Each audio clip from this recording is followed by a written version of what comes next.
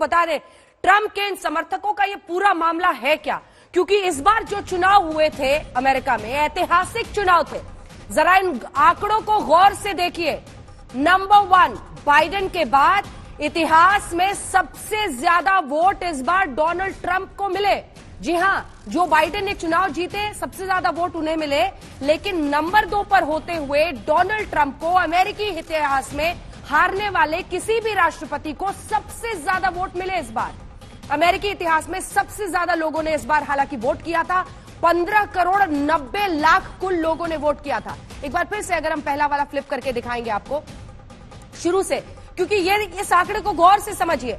7 करोड़ 42 लाख लोग, जो 15 करोड़ 90 लाख लोगों ने वोट किया था, उसमें से 7 करोड़ 42 लाख लोग 46.8% लोगों ने, ऐसा अमेरिकी इतिहास में कभी नहीं हुआ था जब किसी हारने वाले राष्ट्रपति को इतने वोट मिले। और उसके बाद जब दूसरा आंकड़ा हमने आपको दिखा दिया कि कैसे अमेरिकी वोटर इस बार सबसे ज्यादा तादाद में निकले थे, लड़ाई जिस तरह की थी, नंबर 15 करोड़ 90 लाख लोगों ने वोट किया था। अब नंबर 3 जो इंपॉर्टेंट डेटा है, 120 साल में सबसे ज्यादा वोटर टर्नआउट इसे देखा जाए, क्योंकि 2020 की हम बात कर रहे हैं और 1900 में, तो देखिए ये 120 साल में 1900 में इससे पहले 73.7% लोग आए थे। 2020 में 66.7% के साथ सबसे बड़ा वोटर टर्नआउट रहा था। लेकिन सुधांशु त्रिवेदी जी, इसका यह अर्थ नहीं है कि आप अपने समर्थकों के बल पर न सिर्फ अमेरिका को, पूरी दुनिया को शर्मसार करें।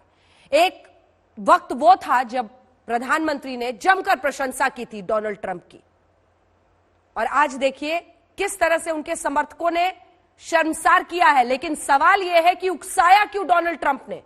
उकसाया, कहा march to Capitol Hill. Sudhanshu ji, आपने बहुत एप्रोप्रिएट बात कही है अंजना जी। देखिए, जो कुछ हुआ है, दुनिया में लोकतंत्र का सबसे बड़ा प्रतीक अमेरिका माना जाता था। अमेरिका में संवैधानिक व्यवस्थाओं को लेके ये चुनौती आज की नहीं है। मैं याद दिलाना चाहता हूं, 1998 में क्लिंटन लेविंस्की प्रकरण में पहली बार अमेरिकी इतिहास में ऐसा हुआ कि यह सिद्ध हो गया कि अमेरिका के राष्ट्रपति ने झूठ बोला है, उसके बावजूद वो अपनी कुर्सी पर सर्वाइव कर गए। सन 2000 के चुनाव में याद करिए फ्लोरिडा क्राइसिस, जिसमें जॉर्ज बुश सेलेक्ट होकर आ गए थे। आज यह स्थिति दिखाई पड़ी। चलिए, वो तो वहां पर अपनी जगह। अब मैं यहां के बारे में कहता हूं, बिल्कुल सही आपने कहा, क्यों उकसाया। ध्यान रखना चाहिए सभी राजनीतिक दलों को, सत्ता में हो या प्रतिपक्ष, किसी को यह शब्द नहीं बोलना चाहिए सड़क पे आ जाओ, आर पार की लड़ाई कर लो। यह कौम के इतिहास में यह मौका कभी कभी आता है। 16 दिसंबर 2019 श्रीमती सोनिया गांधी की, संयम रखना चाहिए। याद करिए कैसे कैसे लोग थे जिन्होंने कहा कोर्ट पर भी भरोसा नहीं है, अब तो सड़कों पे आके निर्णय करना पड़ेगा। जिनको बड़ा महान बुद्धिजीवी माना गया, हर्षमंदर। इसलिए मैं कह रहा हूं, डेमोक्रेसी, लोकतंत्र एक बहुत बहुमूल्य है, और अपने क्षुद्र राजनीतिक स्वार्थों को यदि हम लोकतंत्र के विराट मंदिर के ऊपर रख देते हैं तो वैसा ही दृश्य दिखता है जैसा कि यहां दिख रहा। परंतु मैं एक और बात कहना चाहता हूं, भारत में एक अंतर है अंजना जी। ये सारे वो देश हैं जहां ये कहते हैं क्रांतियों से लोकतंत्र आया।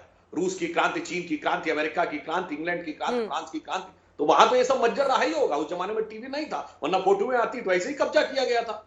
भारत में क्रांति से नहीं, शांति से सब कुछ होता था। दुर्भाग्य यह है कि जो जो विदेशी विचारधाराओं का प्रभाव भारत में आया है, तो ये कहने का प्रयास किया जाता, कोई तो ये तक कह देता है हथियार उठा लो, सशस्त्र संघर्ष कर लो। इसलिए हम सबको इससे शिक्षा लेनी चाहिए, और ये एक अवसर है कि हम विश्व के सबसे बड़े नहीं, सबसे प्राचीन सांस्कृतिक लोकतंत्र हैं, हम दुनिया में एक उदाहरण रखें, और इस प्रकार की चीजों में भी लोग ये सोचें कि भारत की व्यवस्था। आशुतोष जी, ठीक है।